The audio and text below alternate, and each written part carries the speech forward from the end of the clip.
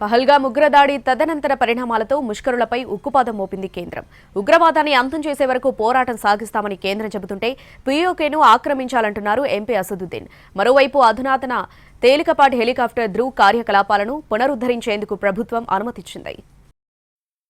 ఉగ్రవాదాన్ని అంతం చేసే వరకు తమ పోరాటం కొనసాగుతుందన్నారు కేంద్ర హోంమంత్రి అమిత్ షా. ఉగ్రవాదులు ఎక్కడున్నా వెతికి పట్టుకుని శిక్షిస్తామని హెచ్చరించారు. టెర్రరిస్టులకు సరైన సమాధానం చెప్పడం ఖాయమని, కశ్మీర్లో ఉగ్రవాద చర్యలకు గట్టి సమాధానం ఇస్తున్నామని తెలిపారు. टॉलरेंस का नीति है। हम मजबूती के साथ अपनी लड़ाई लड़े हैं और आज वो ये न समझ ले कि हमारे 27 नागरिकों का जान लेकर ये लड़ाई जीते हो। मैं सभी आतंक फैलाने वालों को कहना चाहता हूं कि लड़ाई का अंत नहीं है, एक मकाम है। हर व्यक्ति को चुन चुन कर जवाब भी मिलेगा, जवाब भी लिया जाएगा। घर में घुस के मारना नहीं, घर में घुस के बैठना అంటున్నారు ఎంఐఎం అధినేత అసదుద్దీన్ ఓవైసీ.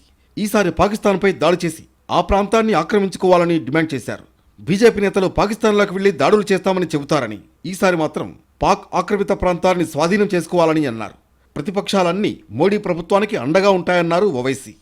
अब के बार अगर कुछ एक्शन ले रहे तो घर में घुस के बैठ जाना, घर में घुस के मारते बोले ना, अब घर में घुस के बैठ जाना, खत्म। भारत की पार्लियामेंट का रेजोल्यूशन है, वो भारत का है बोल के, तो बीजेपी क्या बोलती, घर में घुस के बोले डैश डैश बोले, हम बोले घर में घुस के बैठ जाओ आप। ये खत्म होना है टेररिज्म, जो बार बार हर थोड़े दिन को जो टेररिज्म होता। పెహల్గాం దాడి తర్వాత కేంద్రం మరిన్ని జాగ్రత్తలు తీసుకుంటోంది. ఈ క్రమంలో కొన్ని నెలల క్రితం నిలిపివేసిన అధునాతన తేలికపాటి హెలికాప్టర్ ధ్రువ్ కార్యకలాపాలను పునరుద్ధరించేందుకు ప్రభుత్వం అనుమతిచ్చింది.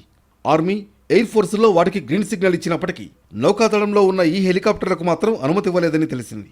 పెహల్గాం ఉగ్రదాడి అనంతరం శ్రీనగర్తో పాటు పరిసర ప్రాంతాలకు సైన్యాన్ని మోహరించేందుకు పరిమిత సంఖ్యలో అనుమతిచ్చారు. అయితే వీటిని పరీక్షించిన డిఫెక్ట్ ఇన్వెస్టిగేషన్ కమిటీ చాపర్ సేవల్ని పునరుద్ధరించవచ్చని సిఫార్సు చేసినట్లు హిందుస్థాన్ ఏరోనాటిక్స్ లిమిటెడ్ వెల్లడించింది. ఆర్మీ, ఎయిర్ ఫోర్స్, కోస్ట్ గార్డులో ఉన్న చాపర్లకు మాత్రమే అనుమతి వచ్చినట్లు సమాచారం.